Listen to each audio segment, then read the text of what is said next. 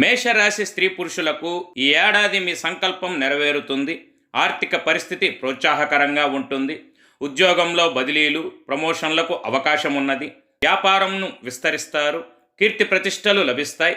ఆస్తి వ్యవహారాలు ఒక కొలిక్కి వస్తాయి. పెట్టుబడులు చక్కగా లాభిస్తాయి. భాగ్య వ్యయాధిపతి అయిన గురువు 2, 3 స్థానములలో సంచారం. ఏ వృత్తిలో ఉన్నవారికైనా ఎటువంటి లోటుపాట్లు కలుగవు. అన్ని విధాలుగా మీకు తగిన ఆదాయం చేతికందును. ఈ సంవత్సర ఆరంభం నుంచి లాభస్థానమందు శని భగవానుడు, ఫలితంగా భూ సంబంధ వ్యవహారములయందు అధిక లాభములు. అయితే మార్చి 29వ తేదీన ద్వాదశ స్థానంలో శని సంచారం, ఏలినాటి శని దశ ప్రారంభం.